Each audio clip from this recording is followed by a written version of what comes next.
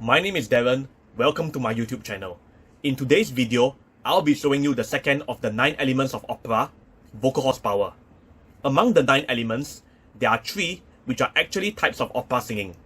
Vocal horsepower is one of those types. This video will be the first episode of a mini-series on vocal horsepower similar to that which we did on comedy, another of the 9 elements. The 9 elements are the 9 selling factors which make opera attract listeners and the audiences from various generations and or countries. In this mini-series, I'll be showing you what's it about that vocal horsepower that makes it so attractive. Moreover, I'll be using it to introduce you to different operas which happen to be those with plenty of vocal horsepower. Vocal horsepower is what I call the type of opera singing whose emphasis is on power and weight. When I say power, I'm not referring to power as in volume. All opera singers have to sing loudly to make themselves heard over the orchestra, especially when they're not mic'd. Quite a number of opera singer interviews I've read always say that opera singing is like the Olympics of singing. Those who manage to earn a living by singing opera in theatres worldwide are genuinely comparable to the top-notch athletes each country dispatches to the Olympics. Otherwise, how would they be able to summon the huge amounts of power necessary for carrying their voices over the orchestra? Since all opera singers have power in terms of volume, there must be another kind of power to distinguish themselves. When I'm talking about power, I'm talking about penetrative power, also known as bite. The voice of the type of opera singer who's predisposed towards vocal horsepower is like a drill. This drill is at least as sharp as the dentist drill. It can sink itself into the bone, through the gut, right to the heart. Besides being able to punch a hole, an opera singer predisposed towards vocal horsepower is also capable of using their voice to create shockwaves. While they're singing, their voice literally generates a wave which they send over the orchestra across the theatre towards the audience. The wave floors the listener, leaving a ring in their ears in its aftermath. This ring is so powerful that it doesn't go away immediately, it actually lingers on. How long the ring lingers on depends on the weight of the opera singer's voice. Opera singers with heavier voices can make the ring they leave last longer. Just like how combat sports and strength sports such as weightlifting are organized around weight categories, the international operatic repertoire can be broken down into various weight categories. This also applies for singers of all vocal classes except for those singers towards the lower end of the vocal spectrum like basses, bass baritones, contraltos, and altos. It doesn't matter whether the operas are Italian, German, French, and or Russian. They apply to all. The weight categories in ascending order are as follows: lyric, spinto, and dramatic. This is a diagram I've drawn to illustrate the different weight categories. If you look at the diagram, you notice that next to the dramatic category, there's a weight category I didn't mention earlier called heroic. This heroic category is for a type of opera that has only been revived in recent years, which I'll return to when the time is right. Singers abounding in vocal horsepower are classified as dramatic singers. When you look at the diagram, you can see that the dramatic singers are located towards its upper extreme. This means that dramatic singers have the heaviest voices. What I mean by heaviest is not lowest or deepest, but bulkiest or heftiest. If that doesn't make much of a difference to you at this point, you understand once we get to the examples. Before I bring in the examples, there's another area where dramatic singers stand out from their colleagues other than the penetrative power and weight of their voices. This area is the high note. The high note is a phenomenon the composer will write into the score at some point, often near the end of the musical number or sometimes section. It's the most common operatic daredevil stunt. Hence, the ability to pull it off is always a big plus on the resume of a professional opera singer. Whether the singer specializes in vocal horsepower or another style of opera singing, termed as vocal gymnastics, makes no difference. When it comes to high notes in vocal gymnastics, we judge a singer's proficiency according to how many high notes they can sing and how high they can go. However, in vocal horsepower, we judge a singer's proficiency according to how strong the high note is, how loud it is, and how long they can hold it. A strong and loud high note has the effect of generating an electric current which surges through the human body or causing a massive infusion of adrenaline into the bloodstream. The stronger it is and or the longer it's held, the more powerful the current and the greater the adrenaline. At the same time, As the singer delivers their high note over the thundering orchestra for an extended period of time, the hearts of the audience are frozen in suspense in that duration. It's like a stunt motorcyclist leaping over a fleet of cars. Even as we know the motorcyclist has trained long enough to ensure his bike won't plunge halfway before he's done, we know the singers trained long enough not to run out of breath halfway. Nevertheless, our hearts unconsciously jump into our mouths as we find ourselves before this death-defying stunt. Upon the completion of the stunt, our hearts succumb to a flurry of acceleration. This is why the high note has always been one of the highlights of the operatic experience.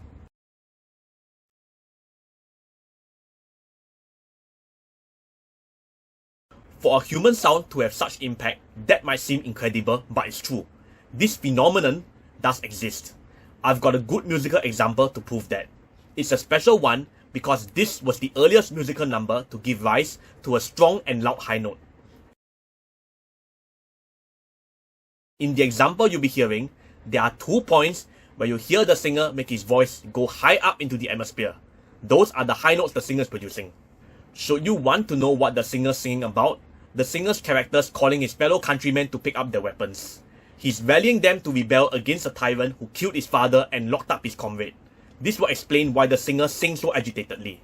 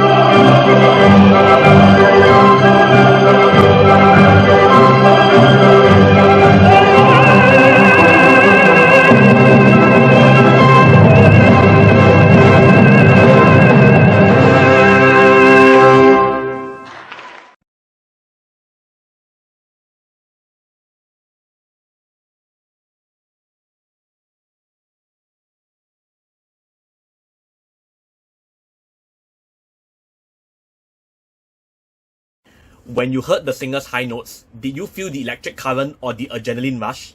If you did, now you have experienced the phenomenon I was talking about. What you've just heard is the aria sung by the tenor playing the role of Arnold in the Italian version of Rossini's opera Guillaume Tell. Today, this opera is performed more often in its original French language.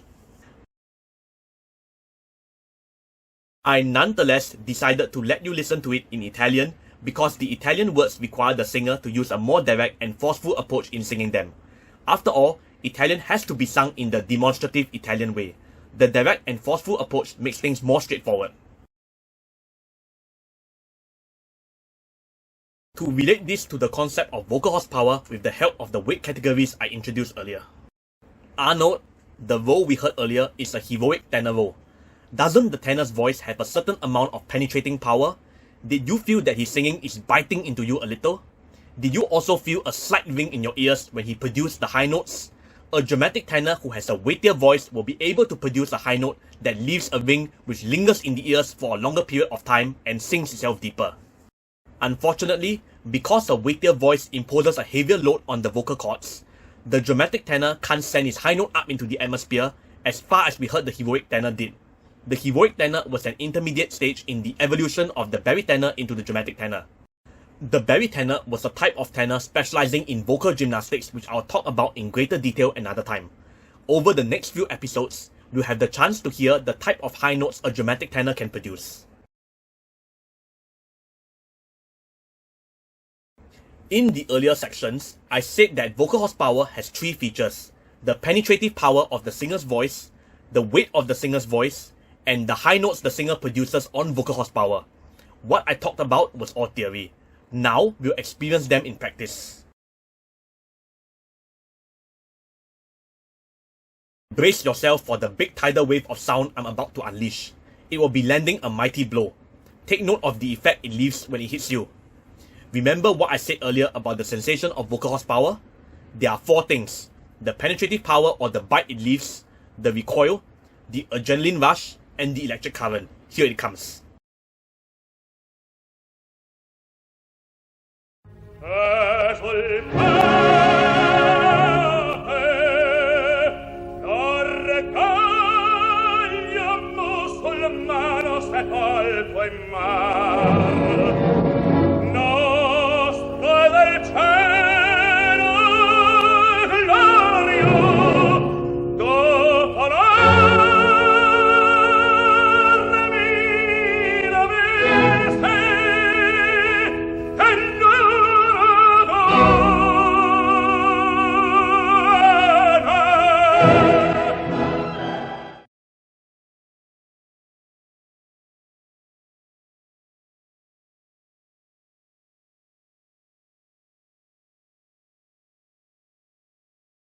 What you've just heard is one of the classic examples of vocal horsepower.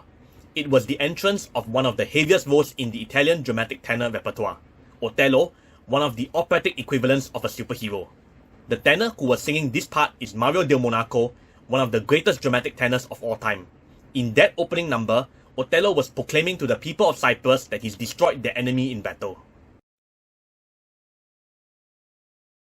The first thing about Del Monaco's performance just now is the type of voice he had.